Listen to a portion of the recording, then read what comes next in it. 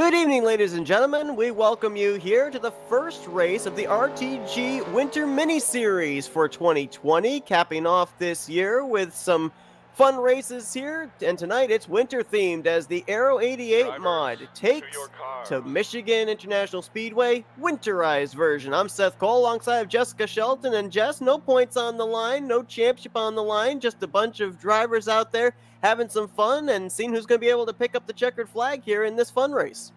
Yeah, and based on this little tradition they've got, they said that they go on past for 15 years. Every single season they've done this, so keeping the tradition alive, they're going to be doing it again this year. And got a few races this whole week planned out for Christmas theme races for this RTG.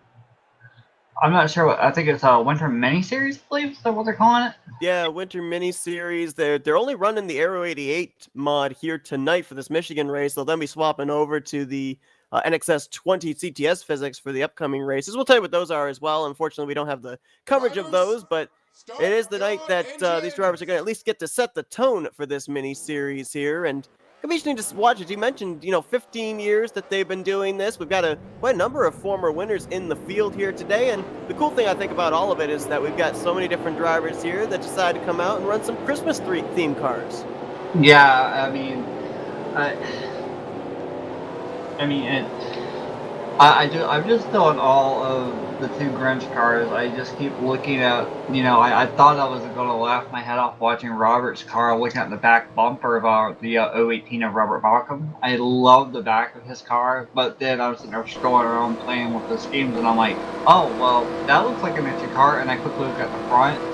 Guess what? It's the Grinch, and the Grinch driver of Jeff Stukas driving the number 11 apparently, and Jeff is actually a former winner as well. Yeah, we would be remiss if we did not jump here to this camera to show you that Grinch in there driving this car that starts on the pole position. Just a beautiful bit of creativity here tonight. And, and as said, there's no points on line. It's a fun event, so why not have a little bit of fun with the paint scheme as well, as Jeff Supka's going to line up on the pole alongside of Frank Rivard, Jeremy Jeffries and Jim Gloud in row 2, Dave Melson and Josh Metallic row 3. Row 4 is going to be Grant Wesley and Artie Mahjong, and completing the top 10 is going to be Robert Balcom and Tim Knopfsker. Zach Freemount, one of the former winners of this event, he's 11th alongside of Ron Lucet. Chuck McClure and Dante Ricky in row 7, Richard Martin, Robbie Nisus in row 8. The top 20 completed by Dave Robbins, Jim Black, Bob Seminara, and Chris Elliott. 21st, Larry Ingram. 22nd, Andre Charest. In 23rd, Doug Cady. 24th, Glenn Harris, Andre Rayum in 25th. Then it's Rodney Sullins, Brian Wolf, Jack DeSalt, Tony Fox, Mark Paglia, as we're under the green flag. Get the rest of the starting lineup for you here real quickly. So we've ended with Mark Paglia. He is rolling off from 29th. That's John Godfrey, Tony Fox, Benoit Plord, Bob LaChance, Cy Jones, and Donnie Garrett. Looks like we've got 30. Yeah, I think we got 36 drivers that are in tonight's festivities. 3 wide back here with Robbie Nisus Seminara already. Wow. They've quickly got out of control right there, and they've set it right back. So not too out of control yet, but this isn't the normal, really close to the 86 and 54 there. Yes, it was. There was contact for sure. And like I was going to say, though, this is Michigan. It's almost a complete, technically it is a flat out type of version that they got, where you will have to back off a little bit in the corners in the draft. But the one thing that's scary enough is, we've seen in practice, we've seen a lot in this series, is the corners, especially turn 2, it will push up a little bit, so they've got to be really careful not to pinch each other going in. And then, like we heard earlier, think about the pit road stuff. Dante Ricky was kind enough to give us an idea about the treacherous abilities of coming on with that apron set. Yeah. One thing that he told us about, and it actually makes sense too, is coming off the corners of 2 and 4. Dependent on how you exit off of that turn, as Dave Melson's going to get pushed to the front there, courtesy of Grant Wesley. But he says that there's a loose sensation coming off those corners. And when you look at the type of cars they're racing here with the Aero 88 mod, I mean, you can see the real low spoilers. So there's not much downforce for these drivers, especially.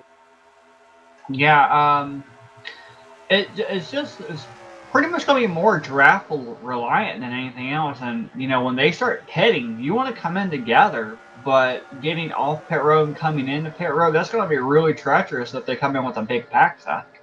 We're also seeing drivers right now, at least in the early stages, making passes on the inside. And one thing that Dante told us is that as the run goes on, the one tire that's going to bear most of the burden of the way that you enter into these corners is that right front. So the car is going to start tightening up on you the longer the run goes on, which is almost going to take that inside line a little bit more out of play, just based on the fact that when you then exit off of the corner 2 or 4, it's like the car won't want to turn. So I think that's why we're seeing these double wide and, as you said earlier, 3 wide situations. The drivers try and take advantage of the grip they have with the fresh tires. Yes, and Josh Metallic is certainly someone who's trying to take advantage of everything currently. He's a former winner as well, won it seasons ago. Not sure which season exactly, but I was told he won it a while ago, so he's trying to battle up here for the lead. He's on the inside of Grant Wesley, trying to make something happen on the 038 of Dave Melson. That is correct. He is driving a 038. He is switching his number, I believe, from the 13 to the 038 for next season, if I'm not mistaken, Seth. I will So admit, that'll be something to keep an eye on. Yeah, I'll admit I had to do a double take at first when I saw him go to the lead. I had to actually look at the driver to see who it was because I am used to seeing him in that 13 machine. Saw Glenn Harris back here on the far back. One of the recent he won the what was it, the Challenger or the Charger Series Championship the other last week, didn't he? I think it was the Challenger Series. I think you're right. Yeah. He just got on the apron just a little bit and slid up, and he's starting to lose the pack a little bit, but I think he should be able to catch up. He's still within distance, I'd imagine. Nelson now crosses the inside of Rivard as Metallic shows the way. You got Tim Knopfsker, Jeremy Jeffries, Grant Wesley back here. There was a little bit of a yes and no and a maybe about Jeremy Jeffries being a former winner of this race, but even if he isn't, he'd obviously like to be a former winner by the time the checkered flag waves here this evening, and saw him get a little close there to the back bumper of Grant Wesley, almost pushing him down the front straightaway. And the mean ones are next to each other, Seth. Robert Balcom and Jeff Supta, they've made it back here for 7th and 8th, and they're side by side with Zach Freeman. Zach Freeman is a former winner as well. He's starting to make his way up now. Battle of the Grinches there, and this is, I believe, ticker's saying 7th position currently going on. Robert Balcom trying to use the inside line. Looks like he will gain an advantage there. A little surprised that the 11, it almost looked like he lost some speed there through 3 and 4. So we'll keep an eye on that, about that middle line through 3 and 4. I don't know if he's maybe lifting to drop back a little bit there or just didn't feel comfortable with the situation. But Balcom gained about half a car length on him through 3 and 4. Well, it looks like you can gain a pretty big, decent amount from time to time, and then you just completely lose it coming off. It's like there's nothing there. So it's like the draft wants to work with you, and then all of a sudden it just dies. All of a sudden, like when you get right up on someone, you have to back off, and just a tad bit of backing off just kills all the momentum you have. Josh Metallic has lost the lead to Dave Melson, so Melson will go back to the point. Obviously when we come to Michigan and its sister track of Auto Club, a lot of people classify that in the super speedway category since it's 2 miles in length. However, just based on what we heard from Dante here tonight, aside from maybe possibly the draft, not really a whole lot more of the fundamentals of a super speedway that these drivers have to deal with.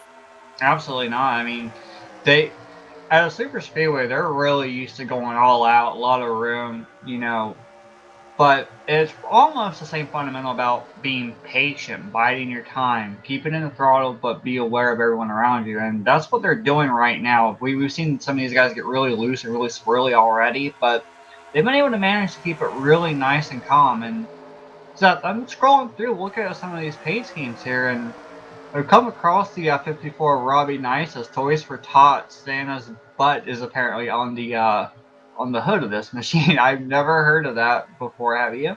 I have not heard of that before. That's a new one for me. We did have a driver with the first issue. We were going to drop back to that 54 you were talking about, and another driver running a Christmas scheme, the Polar Express sponsorship on the 86 of Jim Black. He got the wall off of turn 2. So we're starting to now see, as that right front begins to heat up, the inability to be able to turn off of the corner. And one thing that Dante was really helpful in describing to us is that in order to make sure you're going to get off of turns 2 and 4 fine, it's all about how you enter into 1 and 3. Absolutely. And if they're side by side coming off of turn 2, for example, and they're pinching. Something's got to give. They've got to give each other room, and it's really hard and difficult when they're all going out flat out trying to get the spot and trying to get in line. I mean, if you look at this pack, 30 cars. I would still say Robbie Isis is still within the draft because he's not that far behind the next car in front of him, which happens to be John Godfrey, who won his very first race, mind you, this past Thursday here in RTG. But they're still in this big pack, so they're still trying to get racy. They're trying to work themselves forward for that first round of pit stops when it does happen. But they don't want to be the caution that causes the pit stop cycle to begin with. I mean, we see them, they're running the middle line more than any other where else. And when you get down there on that bottom underneath that middle line, it just wants to push. And you said that the tire wear is going to come into play. That tire is going to heat up, and boom. You just got to be really careful how close you get next to someone coming off these corners. And that might be why we're seeing these drivers on the inside line as we're looking at this battle for third here. Josh Metallic, Frank Rivard. You can see right there that 39 push up as he got closer and closer towards the exit of turn 2. He took the somewhat middle line to arc it into the corner to try and help alleviate that. But even doing that didn't seem to help as he almost was up into the driver's side door of Tim Nofsker. And now Nofsker pushes up off of 4. Is that 3 wide up there? That is 3 wide. That is Balcom on the bottom, Wesley in the middle, and now it's going to be Nofsker, who was on the top side, cycling in behind the 88. Everyone trying to give it all they can get just to get near the front. Now we've got Jeremy Jeffries up front. I mean, we're seeing a lot of these big names start to come up near the front, especially the former winners. I mean, Zach Freeman has gained a couple positions. He's pretty much been stable running around that 6th position from what we saw last, and it seems like he's pretty much just enjoying running in the moment at where he's at. I mean, Jeremy Jeffries is up near the front.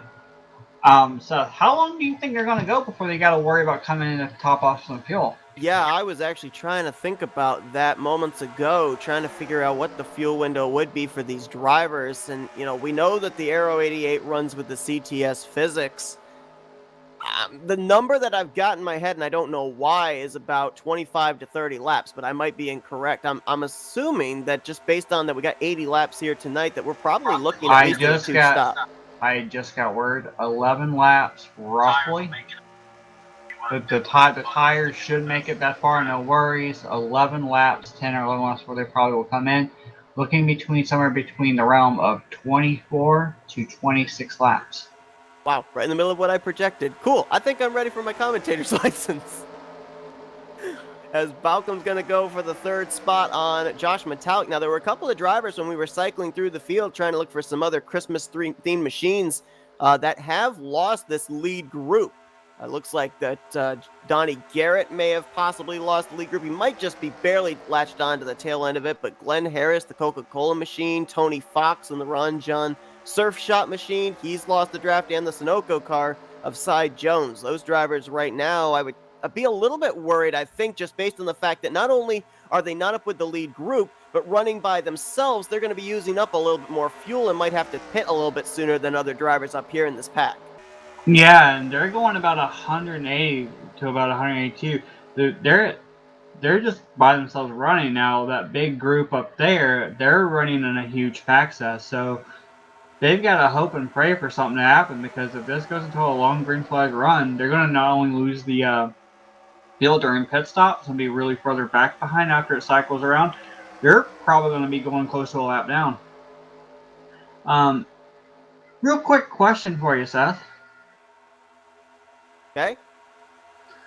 So, out of curiosity, if you were running on this track, okay, and you're running up near the front, are you more worried about using up more fuel for the long term, or would you prefer to be in the pack, riding, trying to save a little bit, but also be in the middle of that hornet's nest when they're pushing up? Yeah, to me, I think that the biggest thing for me would be, with it being 80 laps, I think I would want to be out in that clean air, out in front. Yes, it does use up a little bit more draft, but you and I both know as well, when you're running back in the draft, the car tightens up even more, especially with the fact that being in somebody else's draft, it enters you into the corner maybe a little bit faster than you would want to. And so you have to kind of counter that, lift off the throttle a little bit more to make sure that that tight sensation doesn't get worse coming off of either 2 or 4. Honestly, I think I'd rather be out in clean air with a better handling race car than have to fight at tight conditions, especially if I'm trying to pass somebody on the inside line back in traffic. Well, I mean, wouldn't that also be a little bit easier for you entering the corners as well on your tire? You know, maybe, I think, but a thing that Dante told us is that the race leader out in front's having to maybe deal a little bit more with that loose sensation he was telling us about than anybody else in the field because he doesn't have the draft to be able to tighten up that race car. Well, that would actually be a lot better on that right front tire, wouldn't it? It would be, yes. It actually would be better on that right front. What it then would hurt would be that right rear tire. And if you continue to wear down that right rear tire, it's just going to get looser and looser the way that the longer the run goes on. Well, it's Michigan. Everyone loves loose. So, That's especially true. when you're able to go faster. That's true. That is true. And at least as well, you know, if you're having to deal with the loose condition off the corner, you're not having to deal with the car trying to wreck itself up into the wall, especially off of turn 2. Absolutely. And we see Robert Balcom up near the front now. It took him about 18 laps to get up there, Seth. And usually we see Robert run middle to the back. I'm guessing he's listening to the stream saying he's going to prove us all wrong. So he has to be up there early and quickly and trying to sit there and just go, ha, I told you so. What do you think, Seth? Could very well be. Started from 9th, and we had 3 wide off of turn 2. Bob Seminara was battling with Grant Wesley at the time for around the 9th position. It looked like he may have gotten tight on the bottom. It opened up the door for Chris Elliott, taking 3 wide. Now that 712 is continuing to drop back there as he got put up on the top side, that third groove by Jeff Supka, Tim Nofsker, and yeah, that 712 is dropping to the back very quickly. And we see the 84 of Dante Ricky driving the Coca-Cola Polar Bear machine here. It's a special scheme, running a Dodge, which we kind of laughed at. I'm sorry. It's funny to see Dante in a Dodge. But, I mean, we've seen this consistently of Dante starting in the back, and slowly, methodically work his way up front. I mean, it looks like he's doing the same thing. It's a fun risk, but it looks like he's staying in that pattern. What's worked for him in every series. Looks like he's going to do the same thing again tonight.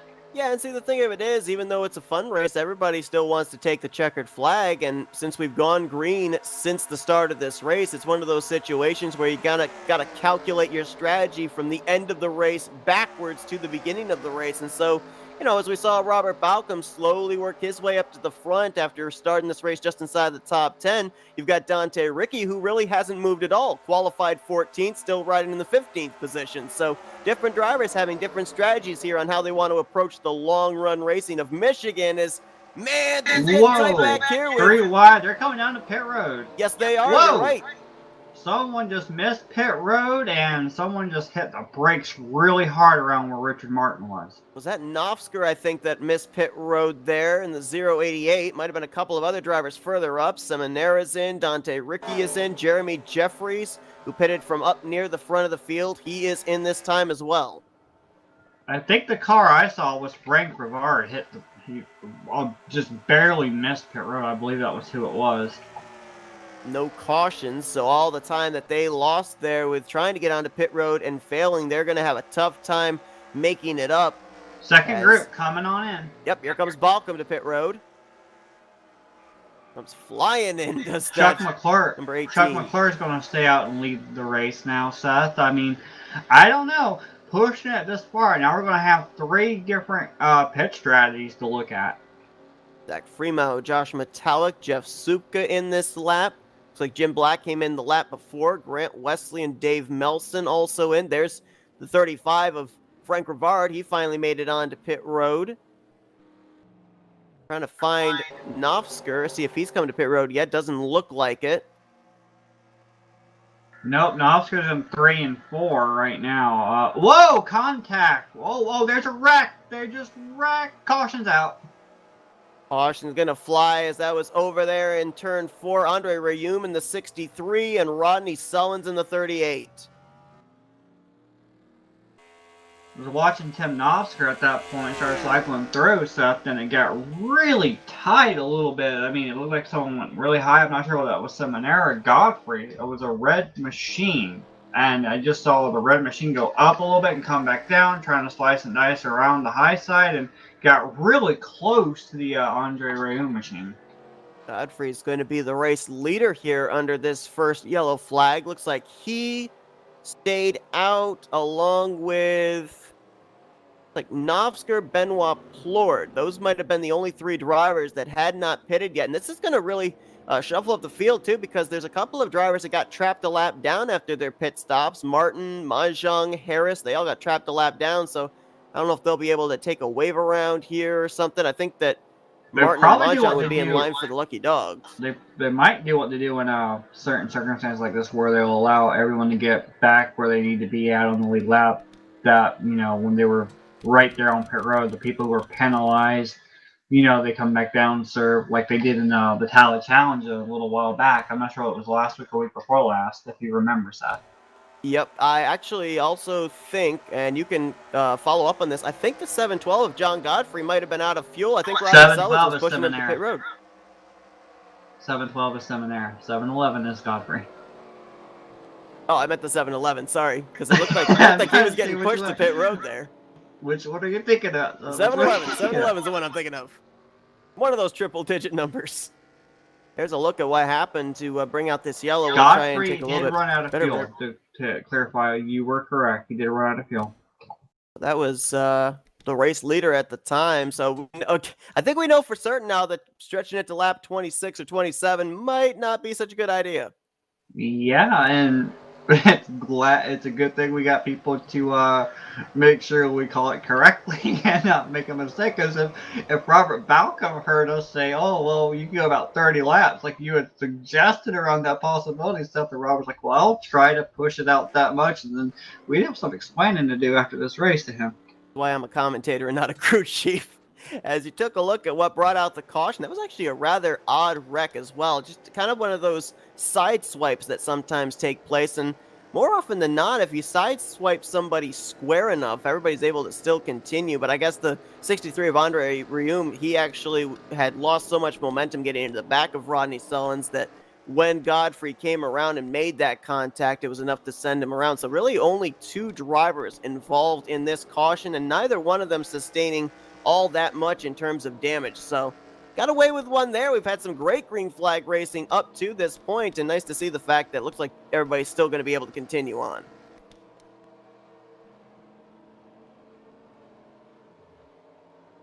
And it looks like the race lead is going to get turned over to Robert Balcom here in the 18 machine. Metallic will be second, Supka third, Dante Ricky will now be up to fourth, and Grant Wesley in fifth. So kind of interesting how those green flag pit stops really shuffled the field up, because now you've got Dante up inside of the top five. Brian Wolf is now just outside the top five in sixth. And Doug Cady, Andre Charest, Bob LaChance, those guys are 8th, 9th, and 10th. So, different drivers coming down pit road on different laps, and it's really shuffled the top 10 up here for this restart. Yeah, I was trying to get a clarification from one of the admins about what the plan was with the pitting, but there's a lot of chatter going on about the pitting itself, like if they're gonna do something like Tally Challenge or not. They're not really sure. There's a lot of chatter going on and stuff, so I don't know what they're going to end up doing here. Here's the 27 of Andre Mahjong. He is a lap machine. We've also got, I think that's Jim Black and Tony Fox up ahead. They are currently being scored in the tail end of the lead lap. We'll wait and see if they're going to be allowed to go around and get their laps back or not.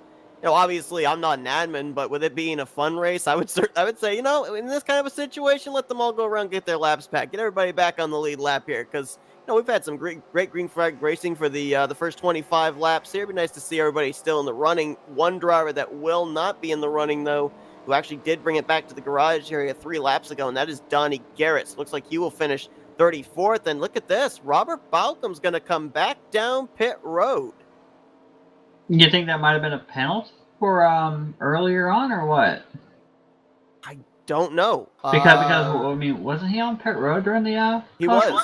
Yeah, he was already on pit road. I would assume that if he had to serve a penalty, that it would have held him in his pit stall before, but maybe not.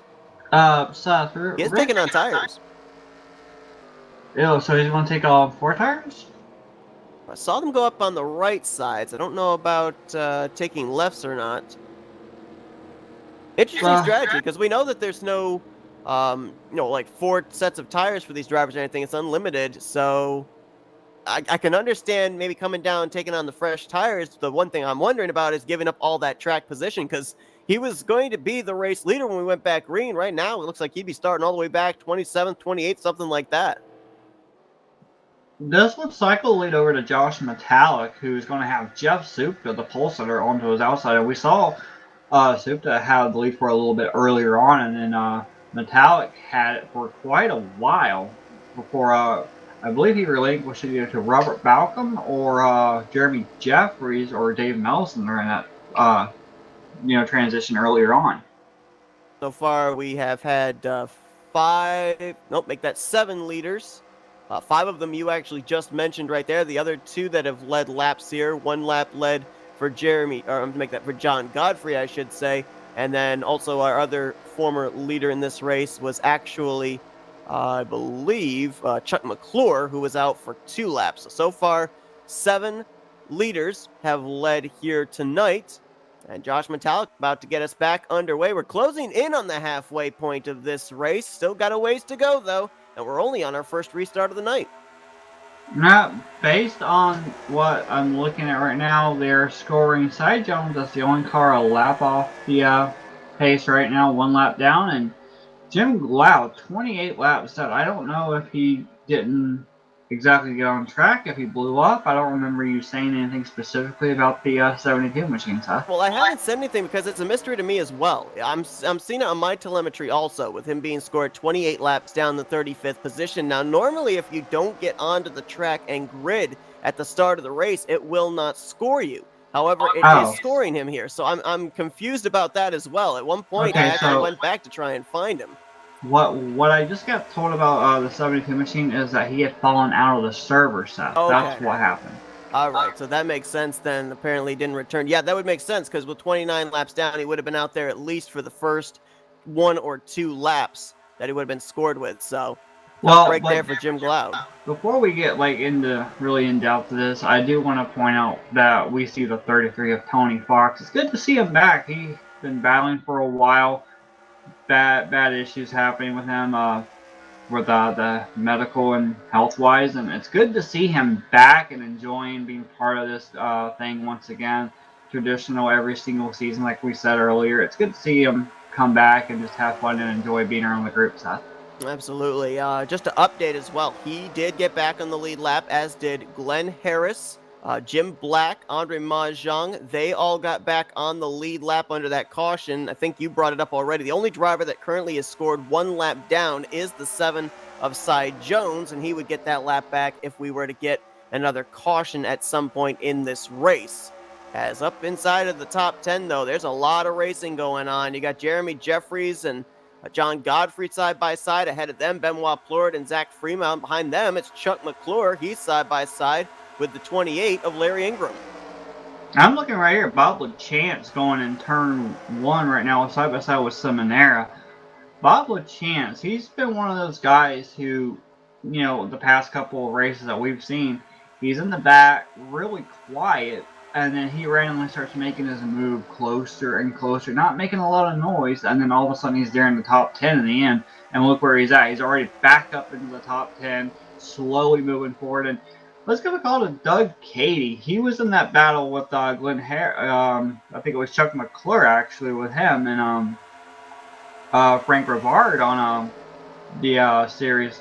And we're on the caution again. Yes, we are. I just noticed the lights on there as well. Oh, someone's... Whoa, come on, that's Godfrey. Rodney Sullins. John Godfrey had a nice slide there. I think that was a battle that was going on somewhere around the 15th position. I saw those 2 in the same vicinity not too long ago. And the Red Hots machine gets it refired and drives away. Again, it looks like maybe, just maybe, we got away with a wreck with minimal damage. We all got to be low with the fact that it's moderate tonight, not realistic, huh?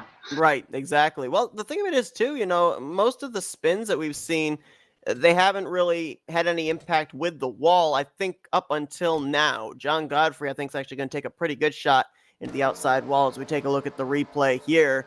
He was battling at the time with Larry Ingram. This would have been for around the 15th position, and they just ran each other out of room there on the front straightaway, trying to do some door banging, and it all went wrong. Yeah, it's not. Well, I mean, it could have been a lot worse. I mean, if you think about it, if it was off the exit of the corner, that would have been a lot worse than what it was. And when he went up and got that outside wall and then shot back down the track there in turn one, that you're right, that could have been a lot worse. There could have been another 4, 5, 6 drivers involved. One driver that had did a great job of avoiding was the purple number 9 of Chris Elliott, because the line that he chose, he could very well have T-boned the 7-Eleven when he came back down the track. And you know this is going to help. This is going to put Cy Jones right back up into You're this field, right. and we're going to have everyone on the lead lap again. Oh, there's where Rodney Sullins had nowhere to go. He was committed to the top side, and well, apparently the wall that's down there on the inside of the track there in 1 and 2, apparently it has no mass, as Rodney Sullins was able to slide right through it and refire the car. If that had actually had mass, that would have probably been his day over. Well, remember what Dante said there. There's an area down there on the entry of the pit road wall where it's there and it's not there. And yeah, I mean, you and I saw him. He showed us a demonstration when he went down there, and Dante just slammed into the wall, and we saw that the wall was actually a little bit further down than where it was, and then he said there's an opening somewhere in between as well. So good luck trying to find that opening. Well, or in this case, trying to not find that. Trying to find the opening. Right. Yeah, I thought you said to try to find the wall. I'm trying to think, why would the driver have to find the wall? Okay. You and Matt Rod have been having too much fun at Christmas Miracle, haven't you? Apparently so. Robbie Nisus, that Toys for Tots machine, going to be out in front here. We'll see if he's going to be our race leader when we go back green. He will be alongside of the 7-Eleven of John Godfrey. We're going to have to see here as well. Usually, as far as the penalty system, whoever ends up claiming the wreck will come down pit road the second time and making a pit stop to start tail end of the field. So we'll see if the 7-Eleven is going to actually stay up here to keep this track position, or if he's staying up here because he's going to be the driver coming down pit road claiming the incident. And it looks like it will be the latter rather than the former. So he will come down pit road, Cy Jones as well. They'll put Doug Cady up in second. Yeah, I was listening to Doug Cady's machine a moment ago in 3. Started clutching. So trying to save a little bit extra. I'm sure some of these drivers are actually trying to think long term as well. And what I was going to mention about Doug Cady was that if you think about it, he was running really well before that car started. He was running the top 10, doing an excellent job, looking to be a threat for this at the end, just trying to make his presence felt early. I mean, it's good to see him up here too. It definitely is. I'm almost kind of wondering here too, because we've had some drivers that have run up inside of the top 10, but they haven't really made a charge to the front. And I wonder if they're just kind of in test mode, seeing what their car will do on the short run, on the long run. A couple of those drivers are the 28 of Mark Paglia. We haven't really seen him drive up to the front yet. Grant Wesley. Yeah, Nofsker. Yeah, he had an issue getting onto pit road, but we really haven't seen him charge up to the top of the leaderboard yet. And also Grant Wesley. I saw him, I think, as high as 3rd place, but he hasn't led a lap here yet today as well. And we already talked about the fact that this is not in any way, the way they race is not in any way like a super speedway. And a lot of drivers that we're used to seeing race in the Talladega Challenge, we haven't really seen them move up here to the front, which I think kind of gives credence to, as we said, it just does not drive like a super speedway, even though Michigan is classified as one. And also, you got to think about this is for fun. This isn't for points. You're not battling hard. Oh, I got to get that position. Oh, I have to lead a lap. Oh, I need to lead the most laps, etc., etc., etc. They're just out there enjoying themselves. And plus, this is lap 37 coming to lap 38. There's plenty of racing to go, and we've seen a little bit of direct reliant. Apparently, I guess they think they have a lot of time and enough to get to the front and just methodically work their way up there. So, I mean, only time will tell if track position becomes key compared to working your way through it, because we've seen it. It gets really tight on that bottom.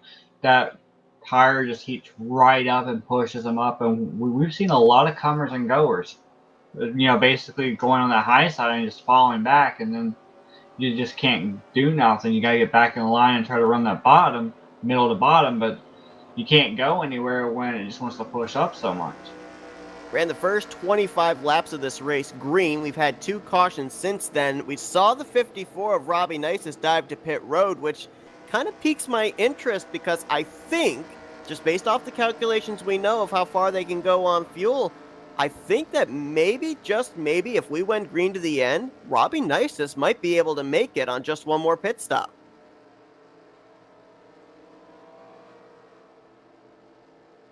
It'd certainly be Well, close. we're going to go to green here on 39. I'm trying to do some math in my mind here, so I have to remember CTS fall off, though. We're going to be looking someone like 51, 53, or no, I'm sorry, 61 to 63, the lap that he could make it to. And that's what, 18, 19 laps to go. So yeah, I think he'd be good to make it on just one more pit stop. Question is then, what about these other drivers? Yeah, given the fact that another caution doesn't come out, and we don't Right. see a lot of strategy differ at that point, because, like we said, 40 laps to go. We're just about to hit halfway in a few laps, though, so there's plenty of racing to go. As Jeff Supka and Doug Katie are right here.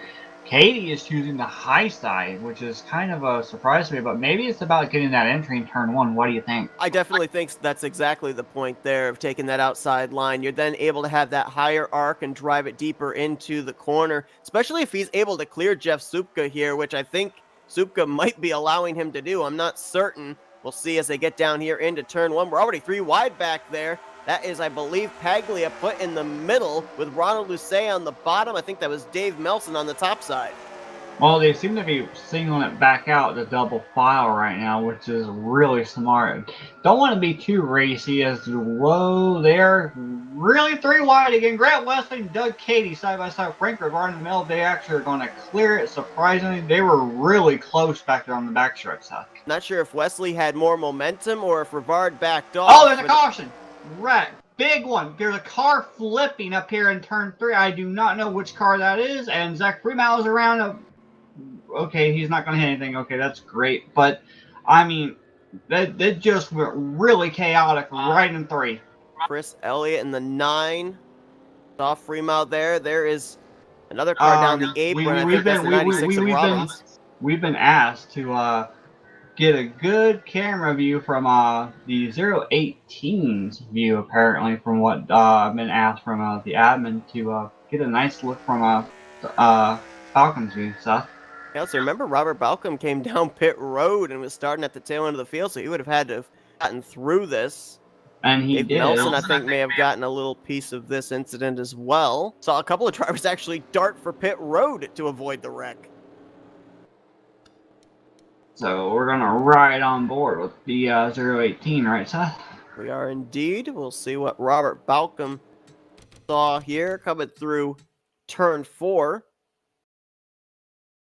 Not sure where the initial contact was made, but we do have 2 drivers out of the race after this one. Andre Mahjong and Andre Rioum have both retired out of the event. He's on board with Robert Balcom. They're all stacked up ahead of him, double wide. That's about 4 or 5 rows deep. There's the contact there. I think that was the 63 that first snapped around. And oh wow, that Dave Robbins in the 96. You could see was the one that went up into the air as Balcom split right up the middle to avoid all of them. Go back and see the initial contact here. The 63 that made contact with another machine. I'm not sure who that was. Side by side with the 75 of Andre Charest. Pushes up the track. Oh, he just got loose.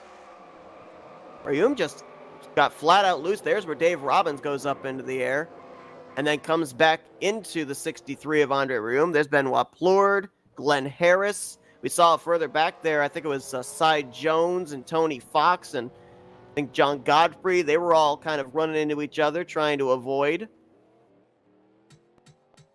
Well, we mentioned about the loose sensation off of turns 2 and 4 that you experienced with the cold tires, and apparently that was the grip line that Dante Ricci told us about. Actually, if we look back here again at another camera angle, of what happened with Andre Room, you're actually going to see his issue started all the way back in the entrance of turn 3 as he actually got down onto the apron right there. It then sends the car back up the racetrack, and Ronald Lucet gets into Dave Melson. That's Jack DeSalt. He went around off the nose of Zach Freemau, so Freemau spinning around there. There's where Harris gets collected up. We had a couple of drivers actually take to the infield grass to try and avoid this wreck as well. Meanwhile, looking back at the wreck, 9 cars came on the pit road the first time by. Right now, there are 5 cars: Cy Jones, Robbie Nices, John Godfrey, among a few of them that came back in this time by. First time by, Bob Seminara, and a few others came in. Chris Elliott was one of them. Rodney Sullivan's another one. Tim Nosker. I mean, seems like they're playing pit strategy now, Seth, with when you're going to come in and take, more fuel or not, or if you're just going to go right to that mark and then just go from there. I don't know if they're going to stay out up front or not. Yeah, because when we went back and had that first round of pit stops, yes, it kind of got broken up with the caution. We had some drivers that came out and were still on the tail end lead lap. Some drivers came out and were trapped a lap down. So the only advantage I could see with coming down pit road, yes, you're able to take on the tires, which will help you on the longer run. But the other thing, too, maybe be able to take on a little less fuel when you come down and make that final pit stop. But that's the only other advantage I can see for some of these drivers that are giving up track position to come down. Well, I'm wondering if they clutch it enough, if they start playing with the fuel mileage a little bit now, Seth. I'm wondering. Again? Well, what's that? Not have to pit again, maybe, if we get a couple more yellows? No. What I'm thinking, they're gonna have to pit again for sure. What I'm thinking about is if they clutch a little bit here right now, when they end up pitting that next time, will they be able to make a can and a half, and possibly a can, depending on how much they clutch over the next few laps, and depending if we have another caution or not, obviously. But I mean, are they trying to stretch it to where they can make a can and a half right now, and possibly get to a can if we have another few wrecks? That's the only thing I can think of. I'm not certain. I know for absolute certain, doesn't matter what type of Michigan you go to, that right front is going to be the tire that wears down. I'm not certain about the left front. So, based off the consideration you're giving there about either a can, maybe a can and a half, if these drivers, if they would be willing to maybe just go with the can of fuel and maybe go with right sides only, just depends on how much that left front would wear, whether or not they would absolutely have to take 4 tires when making that final pit stop. Of course, if we end up getting inside the window and the caution comes out, then all that strategy is out the window. But I'm wondering if that's what these guys back here are playing, is the pitting game. But I mean, I'm wondering. We saw Balcom. He started near the back. Zach Freemau near the back. I mean, that's where the wreck happened, mid to near the back.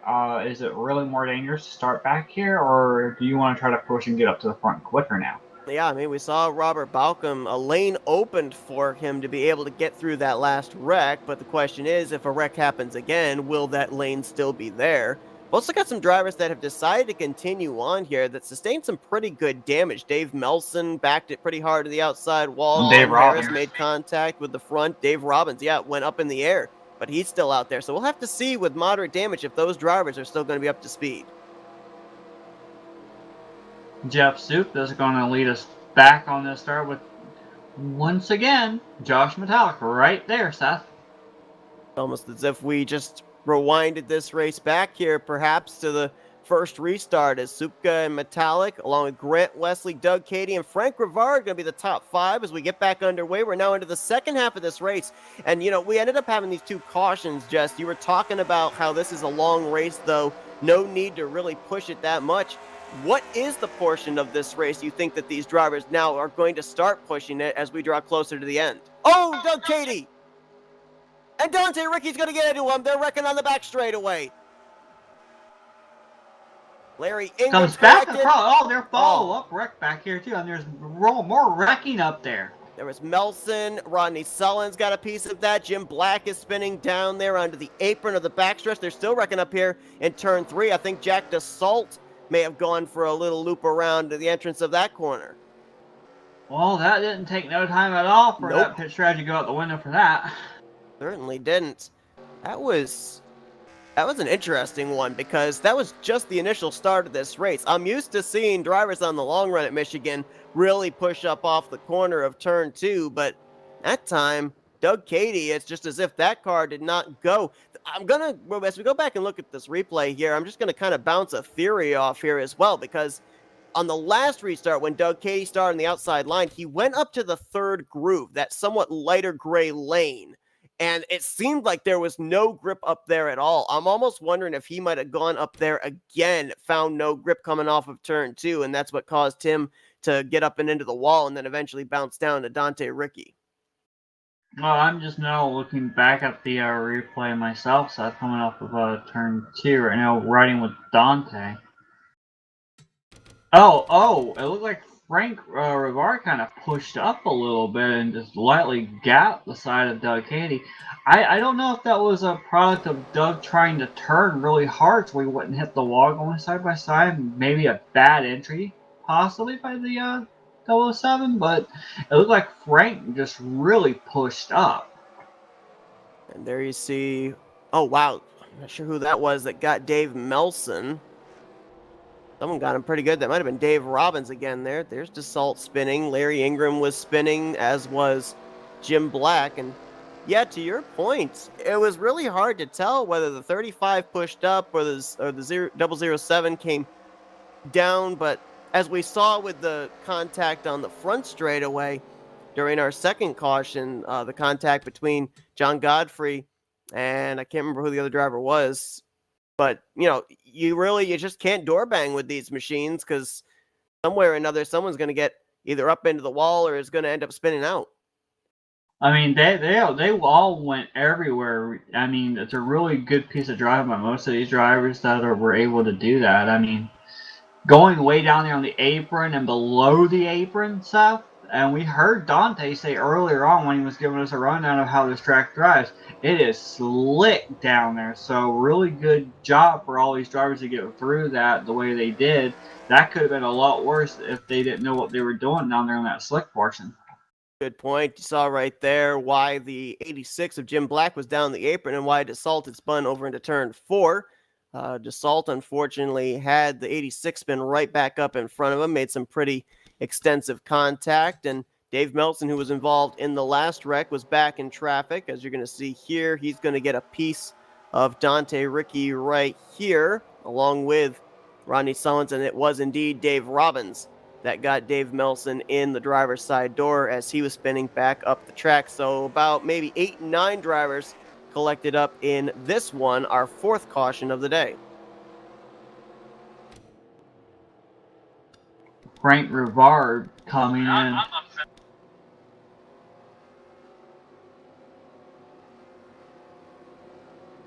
Like we had a couple of drivers coming in here. One driver is out of the race, Jack Dassault in the 36. So he will join Andre Rieume, Andre Mahjong, and Donnie Garrett back in the garage area. It looks like I mean, you got Grant Wesley now. He's up in second, so I don't know. I mean, this whole time we see a lot of these drivers start making the move to the inside. It's like they want to go on the inside for our first few laps, and they want to migrate up that middle line, which is what we see a lot in the plate races. So possibly a lot of the same strategy playing out in what we see for what line they want. If you look here right now at our top 4, 50% of them former winners of this event. Jeff Supka right now our race leader, and Josh Metallic there in third. Wesley, he's still looking to get a win here in the possibly, right. we don't know the whole list yet. Yeah, we're not sure. We had some confirmed and then we had some question marks, but Wesley's going to be second. Bob LaChance now up here in that 4th position, and we were talking about drivers that had been in position to win certain championships in the respective series that have now come to a close here for season 51 of RTG, and Bob LaChance was another driver back in the, I believe it was the Bare Bones series. He was up in the hunt to try and win, I think it was the Charger series in that one, the Charger Championship. And a lot of the time when you sit there and you're in the contention for for a championship. So I mean, even if you don't win it, the ability to know that you were that good to be up there, it rolls over. Right. And I mean, you're talking about bare bones, Aero 88, the Aero 88 mod, the Winston Cup mod that Dante Ricky runs, all these other series. If you know that you can go to an intermediate track like Michigan Auto Club, Kansas, Chicagoland, that's really fast, kind of similar in certain specific designs and ways, it gives you that sense of, hey, I know what I can do. I almost won a championship for being consistent, or I did win the race. I got a top 5 here last time. You know what you can do because you've already proven it to yourself, let alone everyone else, that you can get it done. So that confidence has got to be rolling over to make these other drivers feel like, hey, I know what I can do. I can do this.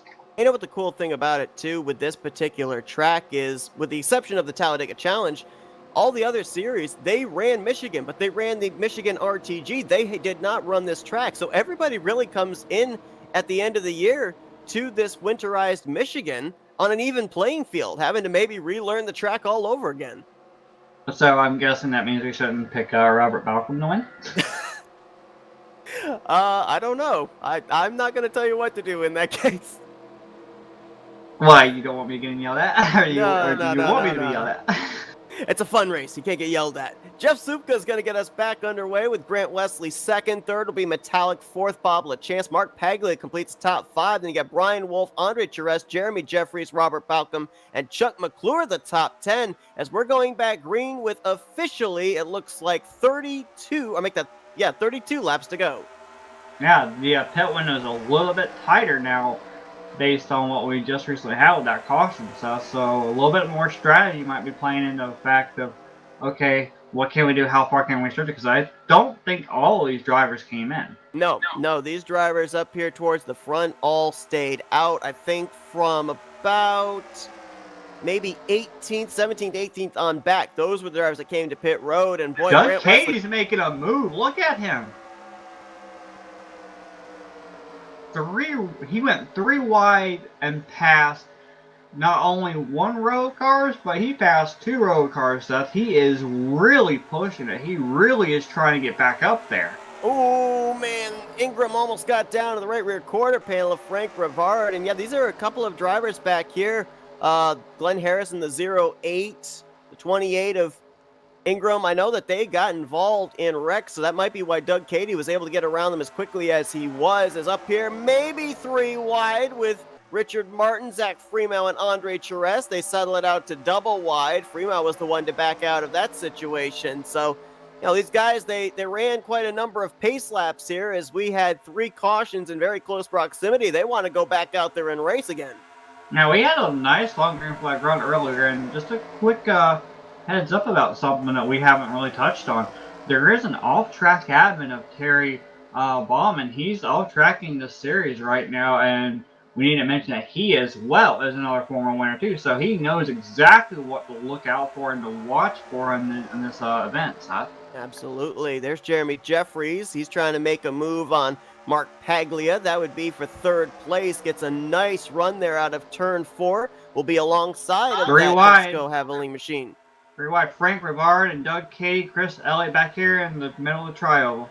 Let's see if they can settle this out before they get to turn 1, or will they carry this into the first corner? There's still 3 wide as Elliott way up there in that light gray. No grip to be found through 1 and 2. He's going to lose a spot to Dante Ricky as a result. Another driver up ahead of him that was up in that high line was the 75 of Andre Charest. He's starting to fall back. Dante Ricky's able to come back a little bit. It looks like they're trying to go 3 wide again up here. Richard Martin kind of up a little bit above the line, but apparently they're going to solo side by side. Tim Novsker battle with Grant Wesley. Grant Wesley, we saw him restart up there in 2nd place. Now he's back up here, back in the back, I should say, of the top 10, the latter half of the top 10. I mean, comers and goers stuff. You do not want to be on that high side. It's pretty much no man's land up there. Yeah, that's how Grant fell back to here, because he lost about 3-4 spots when we went back green because he was stuck in that outside line, and he was, I think, 5th place when he came off of turn 2 there. Now battling with Tim Novsker, actually trying to get to the outside of Robert Balcom. Boy, he drove it in deep into 3, did Wesley. might be able to make it work. Ooh, Balcom has to check up for Paglia up ahead. Things are wadded from about 5th position on back. They're really starting to get racy now, Seth. I mean, do you think they're realizing, well, we got to push it and get going for pitting because we need to get that track position that's more important than anything else? I mean, what are you thinking, Seth? Yeah, I'm thinking they're pushing the issue a little bit more than they probably should. I think Brian Wolf just got the wall there off of turn 2. So yeah, these guys, they're asking a little bit more out of their race cars, maybe than what the race cars are capable of. I don't know if it's necessarily to get themselves set up there for that final pit stop in terms of track position, or just the fact we've entered into the second half of this race, and so now they feel, hey, we rode enough, it's go time. Or maybe they're trying to make sure they get ahead of that wreck, because we've seen that wreck happen mid to back, and we've seen a lot of these drivers in the back start pushing really hard to get up near that front position, like we saw Doug Cady trying to fly around a lot of this lower traffic, trying to force his way up there. I have to ask, Seth, at this point, 55 laps, some of these drivers did not come in. I mean, what are you thinking? Is that smart on their behalf to be pushing it as hard as they are right now? Well, I think it is, because I think really even the drivers that came down pit road there under that last caution, I think they're still just a tad outside of the window of being able to make it the rest of the way.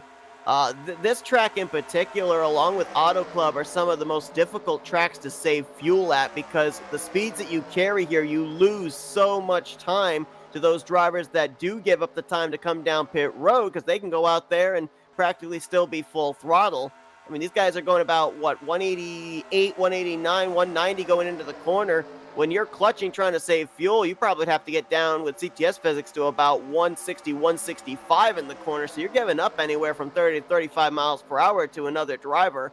I think everybody's still going to have to come to pit road before this thing is over. So as far as pushing it here, I don't think that these drivers are in any way at a detriment to those drivers that were on pit road that last caution.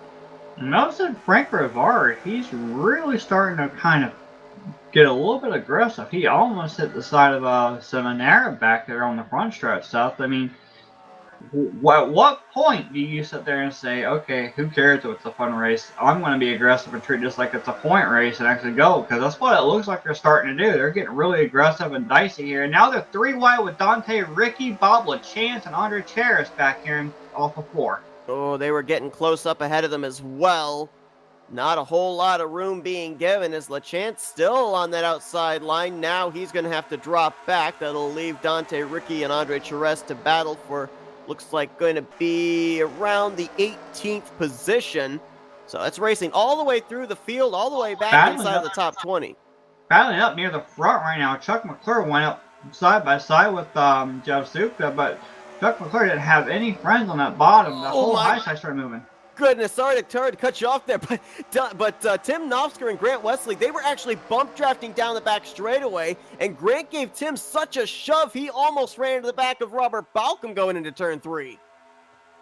A lot of them, oh wow, Tim Knopfsker just about ran the back of Balcom right there again, too. Now, most tracks, that white line down there in the apron, you're allowed to go below there and advance your position, but not in tonight's event. That white line is out of bounds. As Jeremy Jeffries on the back bumper of McClure, they almost made some contact there off of turn 2, and Jeff Supka's got to be looking back in his rearview mirror and loving what he's seen, knowing he's not back in this hornet's nest. Well, he's got that 17 and that 8 of Jeremy Jeffries and Chuck McClure, because they've been kind of pressuring him the past few laps about trying to get that lead. And I'm just trying to figure out, I'm wondering, that top 3 pulling away a little bit from this pack. I'm not sure if that's a good thing or a bad thing at this point, because if those 3 guys pit together and they're kind of pulled away like they are right now, I mean, that's going to be good for them during pit stops. But there's a whole horde of drivers right here now. If they all come on at the same time, and now it looks like they're going to be caught right back up by this draft pack. I mean, what I was thinking though, Seth, was like this whole pack coming on together at the same time. Do you think we're going to see them separate, come in like 3 different packs again, or do you think we'll see them come together? I honestly think, just based on the fact that our first caution was caused with drivers trying to get onto pit road, I think you're going to see them break up. I don't really think that this track at the pit road entry, the ability to exit off of turn 4, I don't think that... 3 wide! I think someone got the Oh my wall. gosh. Did Brian Wolf get the wall again? The 29? I think he Richard did. Martin scared me back there, Seth. I am so sorry. No, that's fine. I think Brian Wolf got into the wall again, and that's what stacked them up 3 wide there with Bob Seminara, Mark Paglia, as well as the 43 of Richard Martin. They were actually almost 3 wide ahead of them as well with Chuck McClure and Grant Wesley. But Larry Ingram's on pit road. and this would be, I believe, a scheduled stop because the fuel window's open. We know they can go 62. maybe about 25 laps max, and we've got 18 laps to go when they come around and hit the line this next time by. Absolutely, and you said earlier about 62, 63, and now it's right there at 62 going on 63, and we've seen a little bit of the pit strategy starting to play. Tim Nosker, remember we talked about how he was way in the back. He really wasn't up here at all in the front. Look, he's already right back up here in the thick of things, running right here in 5th. I mean, could we possibly see something randomly happen from him? I mean, he had a bit of a bad outing on Saturday, and I know he probably wish I hadn't brought that up, but I mean, he's been really, really quiet. I'm not sure whether he got collected in an incident earlier on or not, but he's been in the back most of this race, so that's not really making a lot of headway in the top 5. Well, he got pushed to the front by Grant Wesley a few laps ago, that's for sure. Got pushed up, I think it was as high as 3rd. And I think the 11 might be pitting because he gave up the lead. And yes, Jeff Supka is going to come to pit road this time.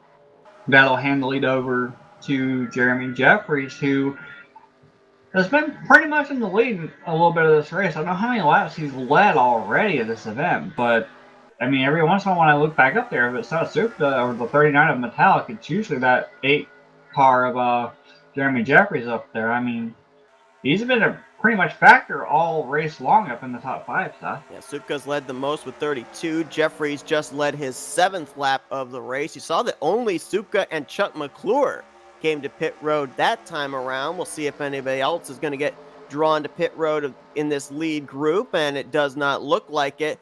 Now, the interesting thing about that with McClure and Supka coming to pit road is we talked about how the draft is like the one thing that really comes into play here, and that's only 2 cars coming down pit road. If they come out together and it looks like they are somewhat separated, how good of laps are they going to turn? And would it be enough if this thing cycles around for them to still be up in the lead pack when this thing's over? Oh gosh, Seth. Oh gosh, 3 wide again. Every time I see 3 wide, it scares the Metallic's crap out coming of in. me. Jeffries in as well. They were all coming. That's why they were on the bottom. Grant. It scared me. Good grief. Grant Wesley came flying in, and I say that literally, not figuratively. Richard Martin's in. Yeah, Grant has that ability to where he really comes in quite hot and scares the heck out of a lot of other drivers. Yeah, if he's not scared, I'll be scared for him. That will hand the lead over right now. It looks like Balcom's leading again, Seth. So I mean, I don't know if it's wise to stay out this long or not. I mean, Balcom has a little bit of a group with him. Doug Cady's coming online and coming in. Wow, I said coming online. You're going to grill me for that one later, I know. Now that Balcom's in, it's going to turn the lead over to Zach Freeman. Also in, Arando Lucet, Andre Charest. Much smaller groups coming to pit road than we saw when we had our first cycle of pit stops. I've noticed that. We're like, what, a 4th group already? Yeah, we've had, I think, what was it? 2 drivers came down the first time, 3 drivers came down the second time, and then we've had groups of 4 these last 2 laps. So yeah, very smaller groups than what we saw before when we saw like 9, 10 drivers try to come down together. Here comes Zach Freeman, Tim Nofsker. Whoa! Someone's way out in the snow. I think that's Frank Rivard. And you are right. It is Frank Rivard in the 35. The 6 of Zach Freeman almost got the pit wall coming to pit lane. He ended up having it. Freeman is stuck. I mean, not Freeman or Rivard. I'm sorry. Yeah, he's found that invisible wall there. He's trying to find his way out. We'll see Be if being in the careful, infield don't if get this is going to bring out a DQ'd, caution or not. Frank, don't get DQ'd. Got to be careful about that. Can't drive backwards for too long. And this, I think, is the battle for the lead right now. Doug Cady, Jeremy Jeffries, Bob Seminara all mixing it up. I don't know what happened if Frank just got DQ'd or not, but going backward in a long time like that. I don't know what happened, Seth. If it got Can him to, confirm you are right. He was disqualified for driving backwards. Tough break there for Frank Rivard.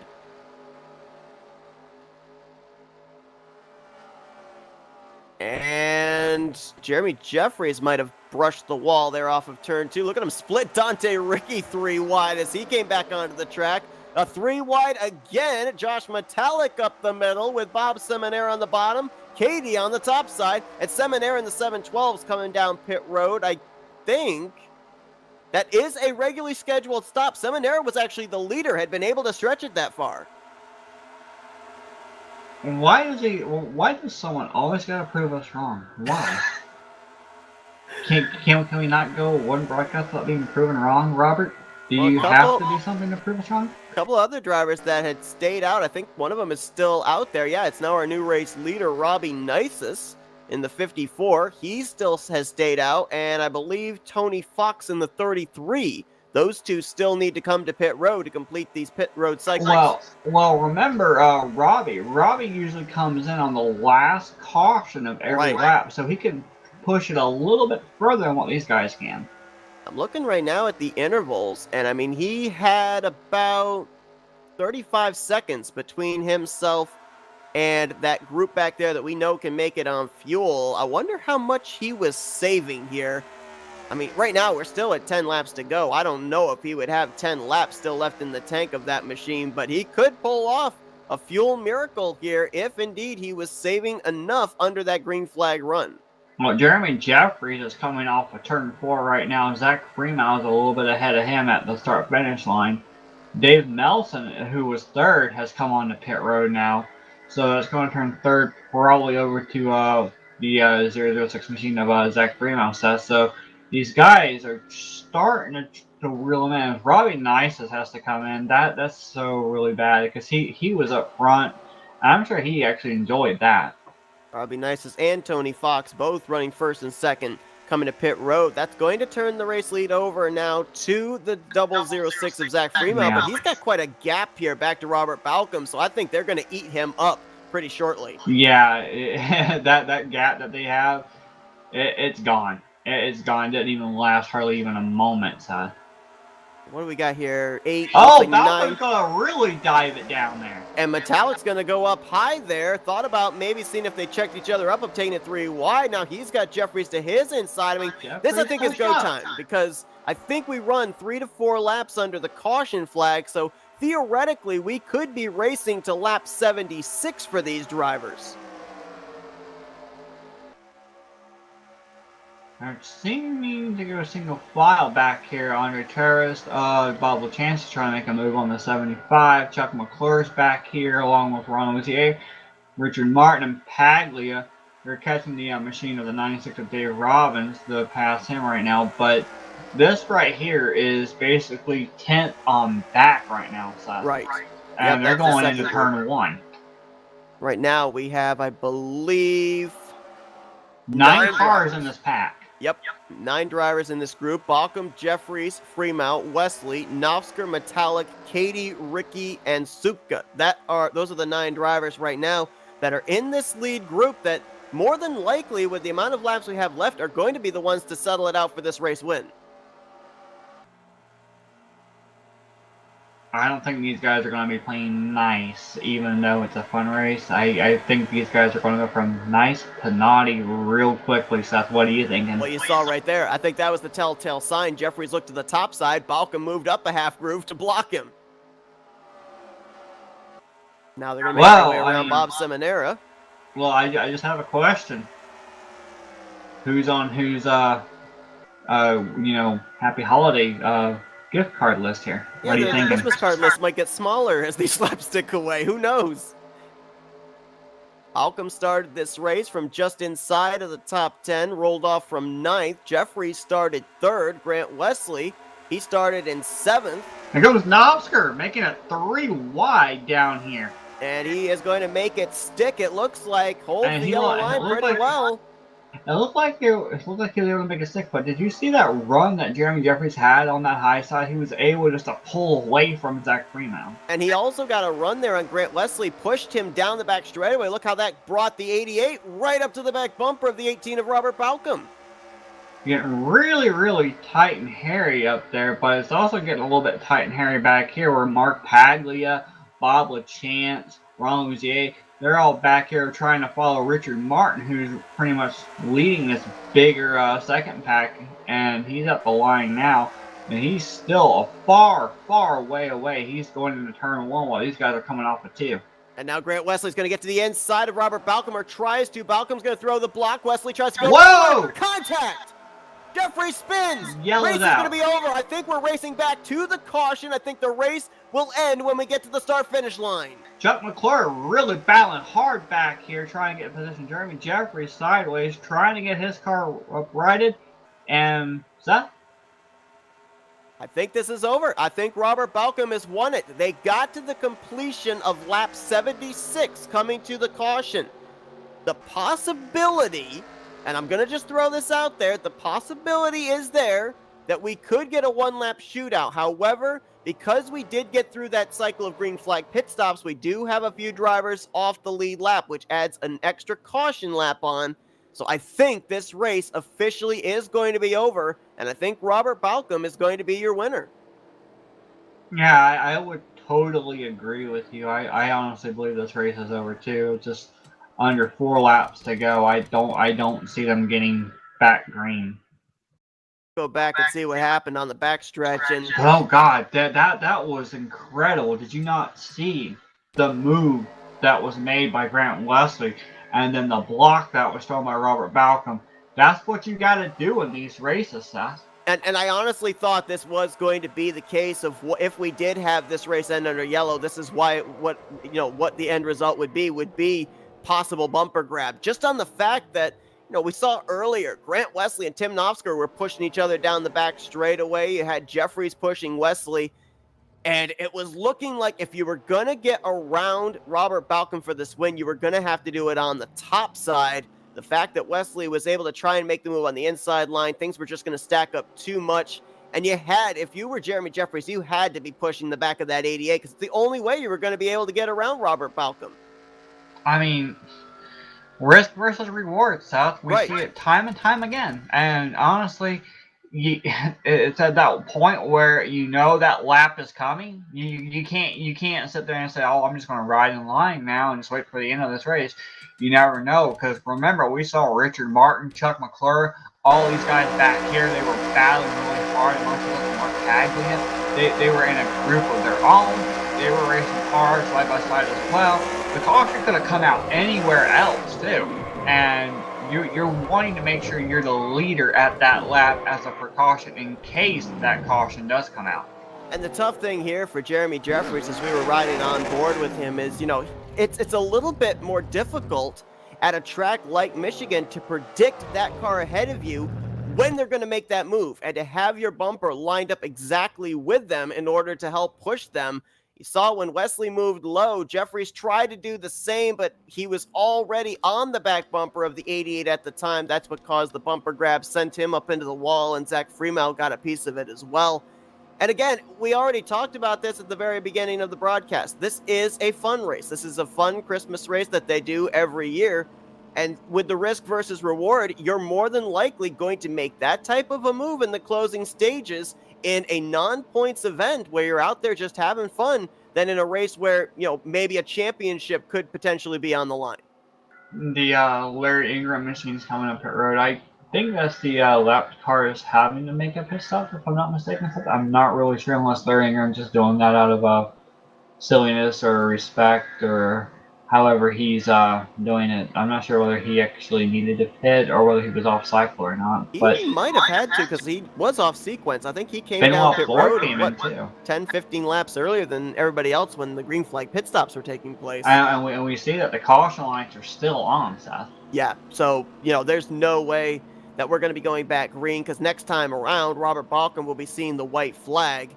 And so the lights will undoubtedly be staying on. Balcom will be winning this race. Wesley will be second.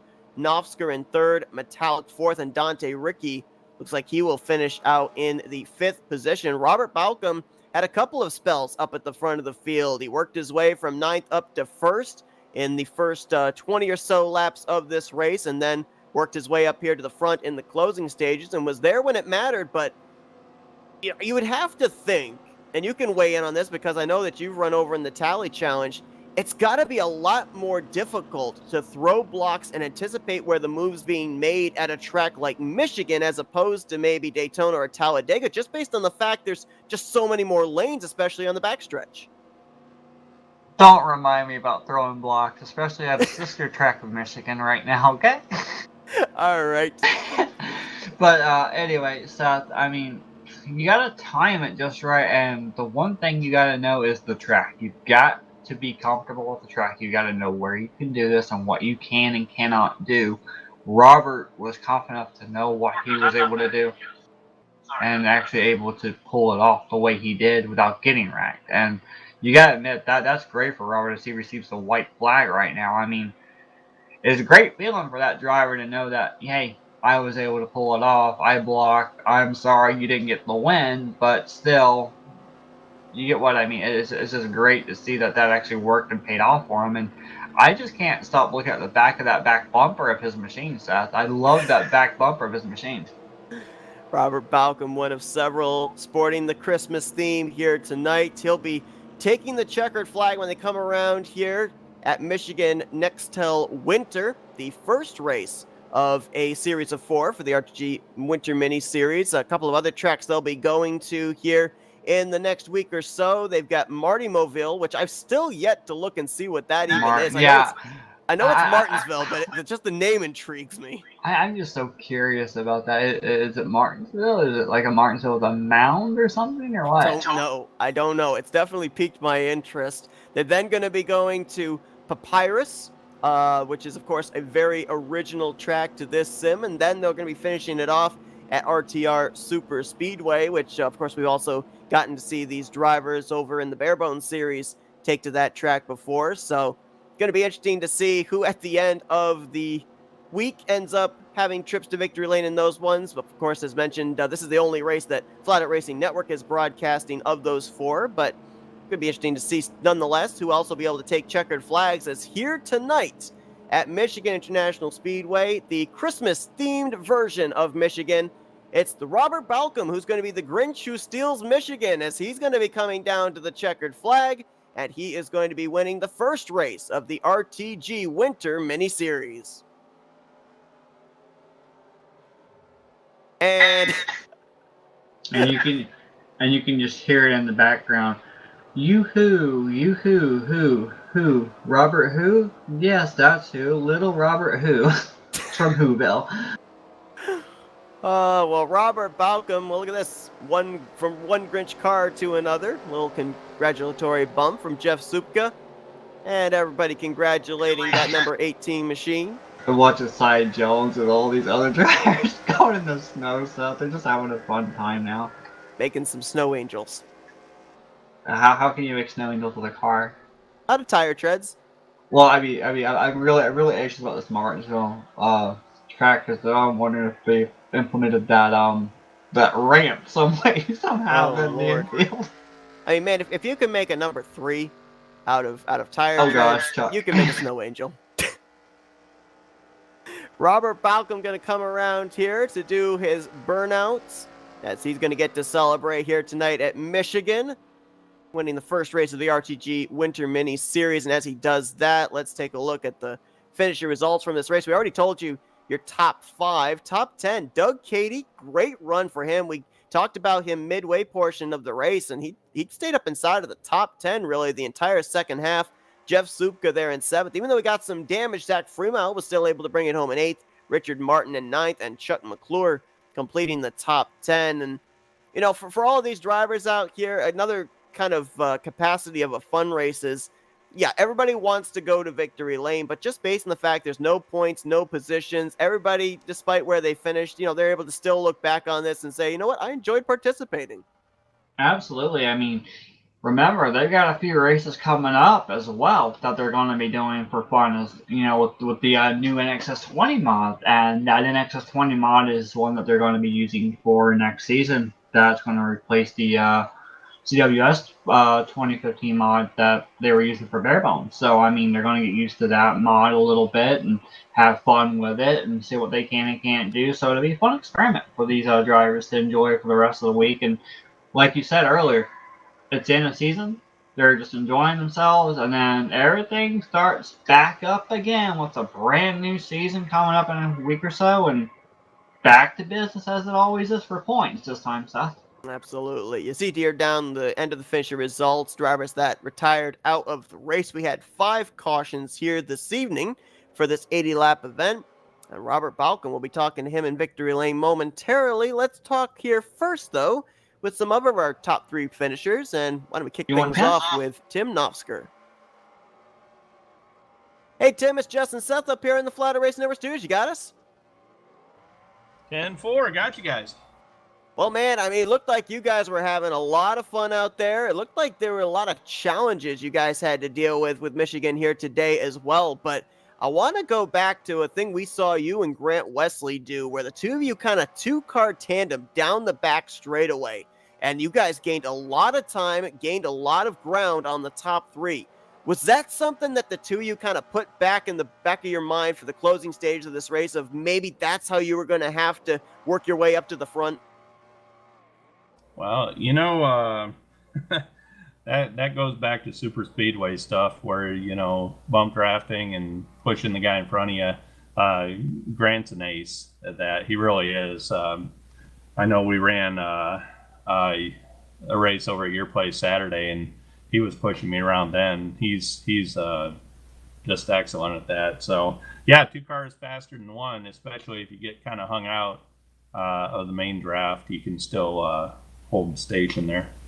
And I will immediately say, Tim, you're absolutely right about Grant, because he got me to the lead a couple of times over there on Saturday. So, I mean, it's nice to know you got someone who knows exactly how to draft and what they can do and what, you're comfortable around them. And you put your trust in them, and you're able to sit there and say, okay, you know what you're doing, you know what you're good at. And Grant's one of those guys who can do it. But my question for you is, at what point did this stop being, oh, I'm just going to relax and have fun and enjoy myself, and okay, I really want this, I have to go? Because we saw it get really aggressive and really hairy about the last, I was thinking it was probably going to be about 10 to 15 laps, but around like halfway to go, you guys started ramping it up a lot quicker when they got that last restart. Well, it was kind of go time. You had to position yourself in a decent spot to at least have a challenge for the lead. I kind of caught a break. I had communicated with Zach. I thought he was pitting the next lap, and I darn near ran him over. So I was lucky to get what I got at that point, but I didn't get any damage on that pit stop, and I felt like I had something maybe for him at the end. Anytime you can run with Grant and Robert, I mean, they're so good at what they do. And, I'm kind of a old super speedway guy. So coming into this, I probably didn't have the laps that they did on the 2-mile, mile-and-a-half kind of tracks. And so I felt like I held my own. Well, you talk about being a super speedway guy, so that kind of, I think, answered the question I was just about to ask you, because, you got 3 more shots here in the Winter Mini Series to be able to go to Victory Lane. You got Marty Mobile, which we're still trying to figure out what that thing is. We got Papyrus, and then we got the RTR Super Speedway coming up, and I'm assuming that's probably the track you've kind of got your eye on. But what about those other 2 tracks? What do you think your chances are there? Well, if you haven't seen Marty Mobile, there is a jump right at the start-finish line.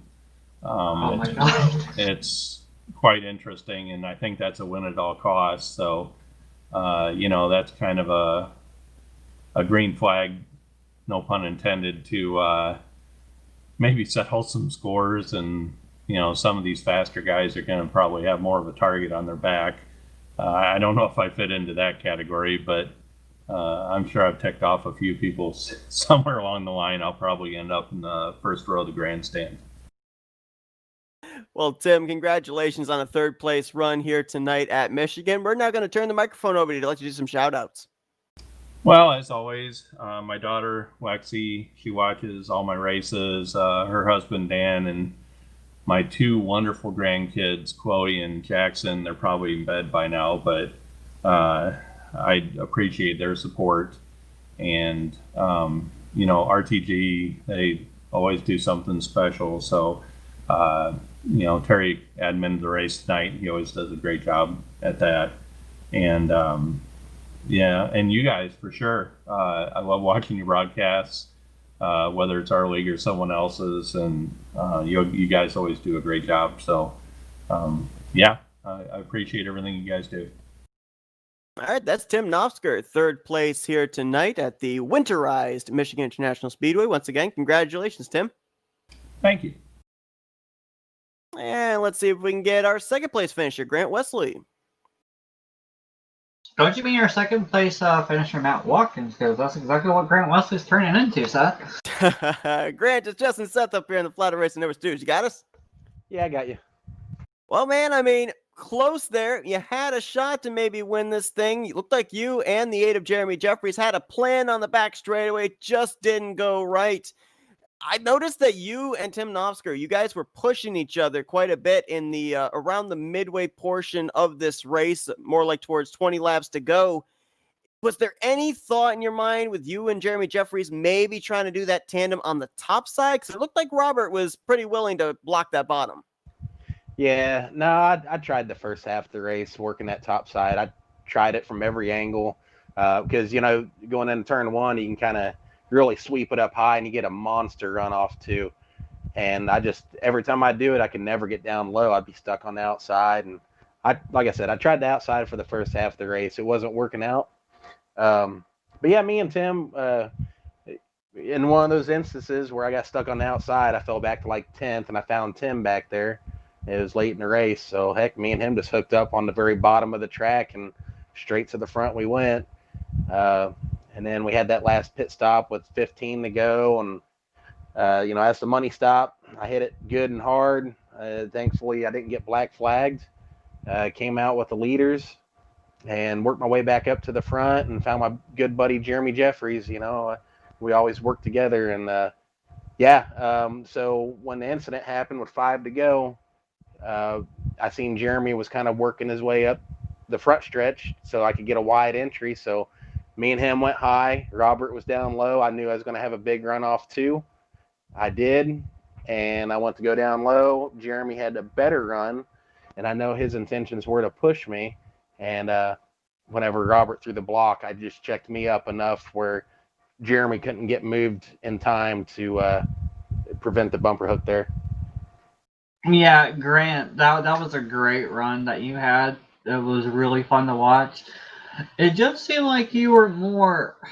It seemed like we didn't see you up near the front trying to pull. I mean, what was the main strategy? Because you're sitting there talking about the end of this race, but like the first half, you said you tried to work on that high side, right? So at that point, when did it click in your mind that, hey, is it possible still to do something with that high side at the end, or did you just give up all hope completely and just say, the only way I'm going to win this is on the bottom, period? Because pretty much that was reminiscent of Saturday night with what I saw between you and Jeremy there with all three of us, how we were lined up on the backstretch at Christmas Miracle. And remember that bottom part came into play for the win. And I'm just wondering, were you even worried about that possibility of an issue going into 3? I mean, like I'm saying, did you feel like you had to have that bottom to get this done? Oh, absolutely. Yeah, I definitely had to be under Robert going into 3 to get by him. I don't think if me and Jeremy would have got a run up high, it may have been enough to get me in front of Robert, and then Jeremy would have been hung out. So it just wouldn't have made sense for him to help push me up there. Yeah. You don't think you could have psyched them out or anything on that high side? No. But yeah, no, the strategy for coming into this race, I was thinking, I wanted to save tires. So I really didn't mind being up high. I noticed that I was going backwards, but I was saving tire at the same time. So the strategy for the first part of the race was saving tires and then try to get them late in the run. But I don't know, like there just wasn't as much fall off as I remember. So tire wear wasn't really a big issue tonight. So yeah, late in the run, you just had to be on the bottom. Well, Grant, nonetheless, though, congratulations on a great performance here tonight. I don't think you fell outside of the top 10 really all race long and up there in the running for this win in the closing stages. Obviously, we wish you luck as well in the upcoming races here, as this is only the first of 4 for the RTG Winter Mini Series. But we're now going to let you do some thank you sponsors and shout outs. Yeah, first off, Merry Christmas and Happy Holidays to everybody. Wish you guys all the best. Yeah, and I'd like to thank RTG owners here, Terry Bauman, Sean Prime, and David Cannon for giving us a great place to race. We got great tracks to race on. We had a knockout field tonight. I think we pretty much filled her up, so that's pretty awesome also. I'd like to thank the admins. I know Dante, he's doing that winter series, so thanks to him for doing that. Looking forward to all the fun we're going to have there. I'd like to thank my friends and family and my girlfriend and you guys for doing the broadcast and my teammates at XFM. That's Grant Wesley, second place here tonight at Michigan International, the winterized Michigan here in the RTG Winter Mini Series. Congratulations, Grant. Thanks. And last but certainly not least, let's go down to Victory Lane. We're in a snow-covered Victory Lane on the front straightaway. Robert Balcom is standing by. Robert, it's Justin Seth up here in the Flatout Racing Network Studios. You got us? 10-4. Well, man, I mean, coming into today's race, you were the defending winner of the Aero 88 series, so I guess it only seems fitting that you cap it off here in the Aero 88 mod, winning the first of the RTG Winter Mini Series events here at Michigan. But, man, you had to kind of work for it, though. Had to channel an inner Dale Jr. and figure out which line was going to be used there, closing on that point of no return. How much looking out the windshield were you doing as opposed to the rearview mirror? None, the last part.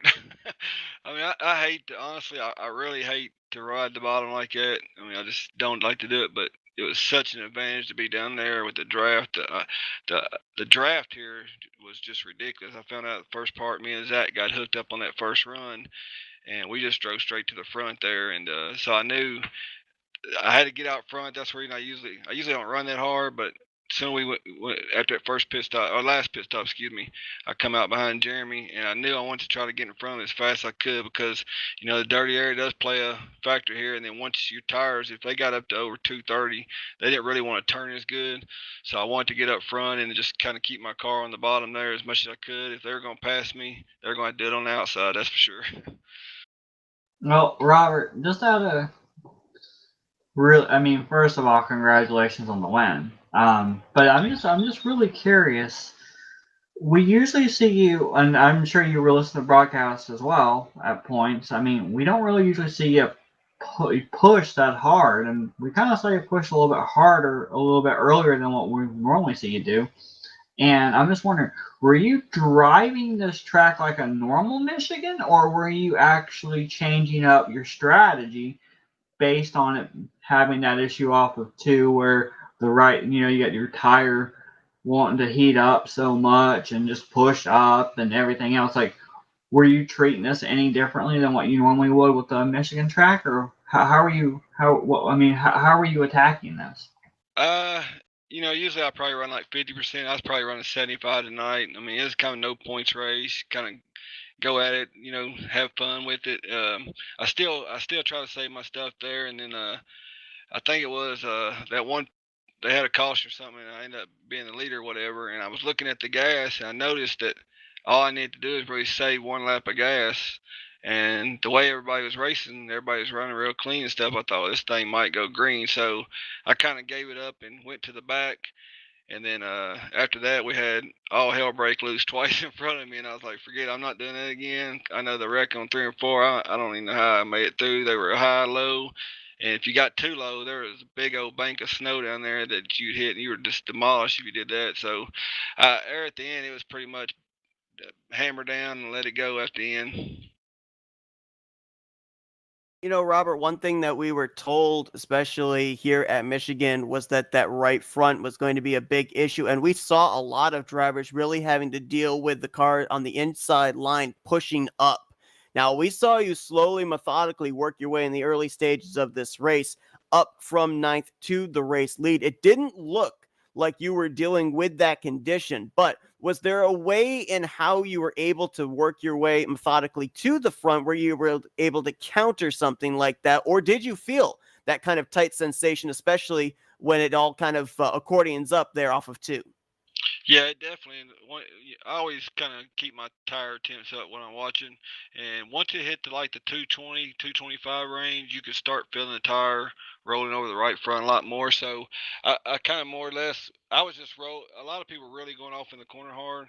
I was kind of rolling out and letting the car kind of go in and then just easing the throttle down, not just stomping it. Now at the end there, I was pretty much hammered down then. But when you're out front, you can run it a lot harder. Because out front, it's looser, so you can run a little bit harder, and it doesn't seem to heat up as much. So I think that's why everybody is really wanting to get out front, just to keep some of that downforce off the front end and heating the tires up as much. Well, we were told by Tim Nofsker that the pushing hard we saw in the second half of the race were drivers trying to get themselves set up to be up in the position you were after those pit stops cycled around, and you were able to hold them off there in the closing stage of this race. So congratulations there, Robert. We're going to now turn the microphone over to you for some shout outs. Oh, thank you. And I want to give a shout out to Tim. It was so good to see him back out here. And then to Grant, too. Like I said, I hate low lining like that and having to put the block on it, but I've also lost quite a few of them like that. But, so congratulations to them. Thank y'all so much, RTG, first of all, for giving us a great place to race. Guys over here, I mean, you can see what kind of drivers that come out of this league. And then thank you to Flatout Racing Network, by far the best broadcasting out there. I mean, I just love listening to y'all. It makes it so much fun racing. Now this I might get a little choked up here because racing the Grinch car tonight. I was racing that for my wife, Jennifer, and my daughter. That's their favorite movie, and we've oh, I'm gonna get choked up. I'm sorry. We've been through a lot this year. Me having the COVID, and then her having her surgery and putting her down. But she's home with us for Christmas, so I really wanted this win so bad for her because I know she watches and listens.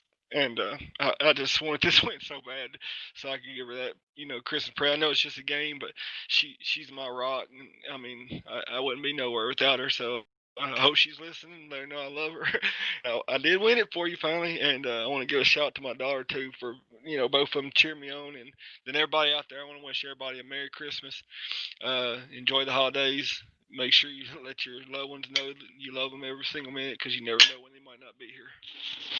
Well, Robert, we certainly know that you've been through a lot here this year with the trips to victory lane that we've interviewed you with during the course of the last few months. So congratulations, well deserved. Enjoy this one, and we look forward to hearing about what you do in the upcoming 3 races here as well for the mini series. Thank y'all so much, and y'all have a Merry Christmas and Happy New Year also. Robert, I do want to point out one thing before we move you back down. We got something that's really enjoyable for the future reference for you right now. Now from on, we can call Grant Wesley a Matt Watkins because he always seems to finish behind you. Oh no, Grant's a great driver. I mean, he is. I mean, everybody over here. I mean, look at the top 5, top 10. I mean, you take these drivers any other league and compete with them. I mean, they're the best out there. I mean, hands down. I mean, this is some of the best competition you see. And it's an honor to race with these guys. I mean, I don't just call them my competitors. I'm happy to call them my friends, and that's what makes it being here at RTG so special. And Matt Watkins is one heck of a driver too. I just think it's funny to start calling him that. That's a funny story. I'll do it real short. When I first started racing on CM Racing, I joined the league FSB, and Matt was over there, and I drove nothing like I do now. From the green flag, I was hammered down. I wanted to lead every lap. I was just, oh man, I'd be out front. Yeah, that's right. I'm bad. And halfway in the race, here comes Matt Watkins, just blowing my doors off. Man, I used to say, oh, that guy's cheating. He's doing something. And I literally watched every race back and watched how smooth he was, how he saved his tires. And then me and Matt become really good friends and actually ended up being teammates. and he's taught me so much. I mean, that guy is unbelievable. He behind the wheel. So honestly, I can say a lot of my driving ability and skills has been taught from Matt Watkins. So I do appreciate that. If he's out there listening, I hope he's not, because I don't want him thinking I'm bragging on him. But yeah, Matt's a great driver, and so is Grant, Jeremy, Jeff Zoot. I mean, it's just unbelievable talent over here. Absolutely, this talent over here is really competitive and really good. But Jerry needs to talk after the broadcast. But still, really, really good run, Robert. Really good job. Great win. I mean, we hope you enjoy it. Enjoy your holidays, being with your loved ones, and just enjoy yourself. Thank you. Yep, I got the best gift of all. I got my wife home with me, and that's all I could ask for. Well, congratulations, Robert. We know that you already had won the championship for the Aero 88 series, so how cool is it to see you cap it off with the final Aero 88 race of the season? Congratulations on winning the RTG Christmas race here tonight at Michigan. Thank y'all so much. 80 laps in the books. The first race of the RTG Winter Mini Series is over, the RTG Christmas race. And we knew coming in, Jess, when it's a fun race, no points on the line, no championship, the aggressiveness kicks up. But I'm kind of with you, where I was really surprised that the aggressiveness kicked up when we got into the second half of the race. We normally are used to seeing it happen within 10, 15 to go. But I think Tim Nofsker kind of gave us the best idea there. They knew that other round of pit stops was coming up. They had to get themselves positioned to make that pit stop and come out in the lead group, which at the end of the night came down to only 9 drivers. And we saw it throughout the whole race. The track position was key because you wanted to be up in that top 5, top 10. If you came in really late in the back, then you had a really hard chance to even getting up near the front based of all the shuffling and the aggressive and the pinching that we saw going on. It was race all over the place, but at the same time, Grant, Tim, Jeremy Jeffries unfortunately got in that incident at the end, but they had a plan. They knew what they had to do. Robert Balcom just ended up getting the better of him at the end. But, I mean, like you said, Seth, it's a fun race. There's no points on the line. They'll come back coming up and enjoy the next one, which is I believe Marty Mobile, I believe. But I mean, they're going to enjoy themselves and have fun doing it. And I mean, Seth, it's just been great being on with you for the broadcast tonight. Yeah, and you think about it too. I'm just going to touch on this real quickly too. We've done 2 special events here in the last 2 weeks. We, of course, covered the BSR race. That was, of course, for Brian Voil's father. He ended up winning that one. That victory lane filled with emotion. And, you and I, we've talked with Robert during the course of this season in a number of the RTG leagues with him winning there. And, we know the situation that's going on for him in the past few months and whatnot. And to hear the emotion down there in victory lane as well, it's amazing how in back-to-back special event races, we try and be as unbiased as possible up here in the booth. But when you have a situation like that, it's hard not to pull for somebody like that. Absolutely. I mean, a number of these drivers, I mean, they all deserve to win. Don't get me wrong. But, I mean, it couldn't happen to a better guy than what Robert has to, be feeling. Yeah, I mean, it's just all over, all at one moment. I mean, I don't even know what was going through his mind when he got that caution and led back to the line, Seth. Yeah, and I think that we definitely saw as well the fact that, the feelings we're expressing right now, they were expressed by the drivers out there as well. All the congratulatory door bangs and bumps that we saw there, they knew what this win was as well for Robert Balcom here to end out this season. But boy, what a great one here tonight. The first race of the mini series. And as stated, these guys, they still have 3 more races that they're going to be at. Marty Mobile this Wednesday. Next Monday, they're at Papyrus. And then the following Wednesday, they're at RTR Super Speedway. That'll cap off this little mini series during the winter here. But 80 laps here tonight. Robert Balcom going to victory lane. Great racing all throughout. Yeah, we saw a couple of caution flags, but again, it's a non-points event. Drivers are going to be a little bit more aggressive, make some moves they may not necessarily make with a championship on the line. Overall, though, just a great performance by everybody involved. Typical RTG, I think, is what we can really call it in terms of the quality of the racing. And absolutely. And Jess, I appreciate you joining me here for this one. I know that this is our final NR broadcast for the 2020 season. We'll be back at it on New Year's. But, until then, have a Merry Christmas and appreciate you joining me in the booth. Absolutely. Same to you, and happy holidays to everyone else who's part of the FRN team. And watches and enjoys the broadcast that we provide, whether it's in our iRacing, whatever league you have. I mean, whatever we cover. I mean, happy holidays to everyone. Absolutely. We've got a couple more leagues that are going to be running their races here tomorrow as well as on Wednesday before we end up hitting Christmas. So be sure to tune in for those. But thank you for tuning in to tonight's race here for the RTG Christmas race at Michigan Nextel Winter. For Jessica Shelton, I'm Seth Cole. Enjoy the rest of your Monday evening as you've been watching another broadcast courtesy of the Flatout Racing Network.